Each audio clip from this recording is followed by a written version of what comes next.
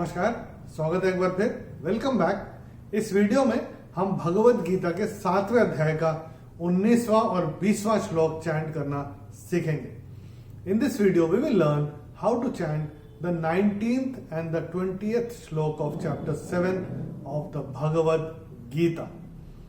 And the shloka number 19 goes like this. 19वें श्लोक को हम इस तरह से चैंट करते हैं।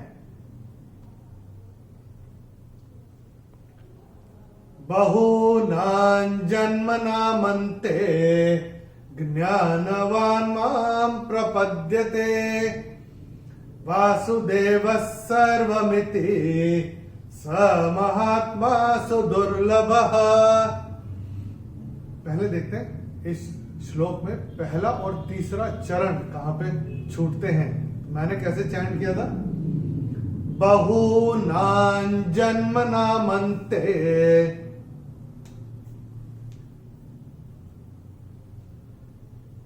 पहला चरण यहां पे छूटेगा।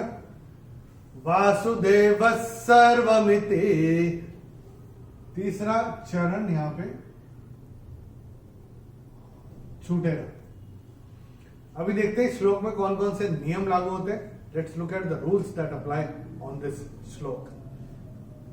पहले चरण में ना के ऊपर अनुस्वार के बाद का अक्षर है ज, और अनुस्वार के बाद जब ज आएगा तो अनुस्वार का उच्चारण होगा न। तो ये हम अपनी किताब में नोट करके रख सकते हैं।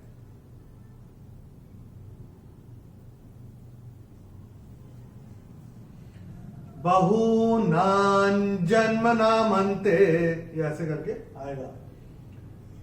दूसरे चरण में मां के ऊपर अनुस्वार के बाद का अक्षर है प, और अनुस्वार के बाद जब प आएगा तो अनुस्वार का उच्चारण होगा म।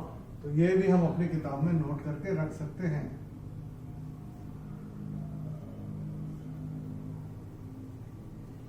तीसरे चरण में व के बाद विसर्ग के बाद का अक्षर है स, और विसर्ग के बाद जब श, श या स आता है तो विसर्ग का उच्चारण आधा श, श या स होता है।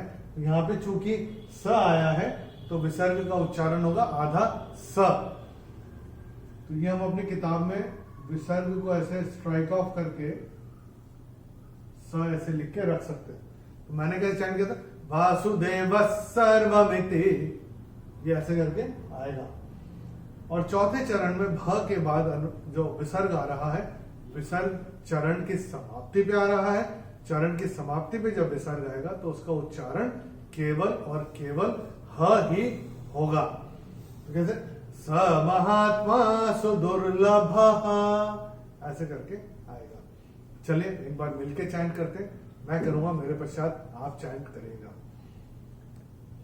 बहूनां जन्मनामन्ते, बहूनां जन्मनामन्ते ज्ञानवान् मां प्रपद्यते, ज्ञानवान् मां प्रपद्यते वासुदेवः सर्वमिति, वासुदेवः सर्वमिति स महात्मा सुदुर्लभः।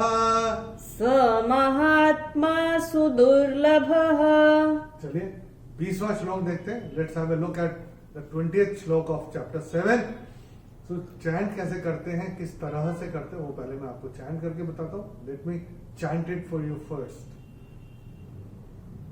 कामैस्तैस्तैहृतज्ञानाः प्रपद्यन्तेऽन्यदेवताः तन्तन्नियममास्थाय प्रकृत्या नियता स्वया। पहले देखते हैं पहला और तीसरा चरण इस वाले श्लोक में कहां पे छूटते हैं। कामैस्तैस्तैहृतज्ञानाः, तो यहां पे पहला चरण छूटेगा।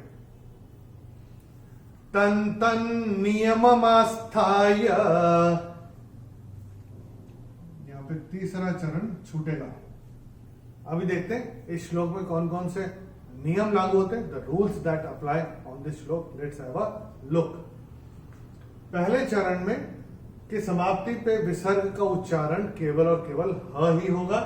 ऐसे ही दूसरे चरण में भी चरण की समाप्ति पे विसर्ग का उच्चारण ह ही होगा। तो ये कैसे होगा? कामैस्तैस्तैरुतक ज्ञानाः प्रपद्यन्तेन्य देवताः, ऐसे करके आएगा। तीसरे चरण में त के ऊपर अनुस्वार के बाद का अक्षर त है और अनुस्वार के बाद जब त आएगा तो अनुस्वार का उच्चारण होगा न। तो ये हम अपनी किताब में नोट करके रख सकते हैं। ऐसे ये जो त के ऊपर अनुस्वार है उसके बाद का अक्षर है न, और अनुस्वार के बाद जब न आएगा तो अनुस्वार का उच्चारण होगा न।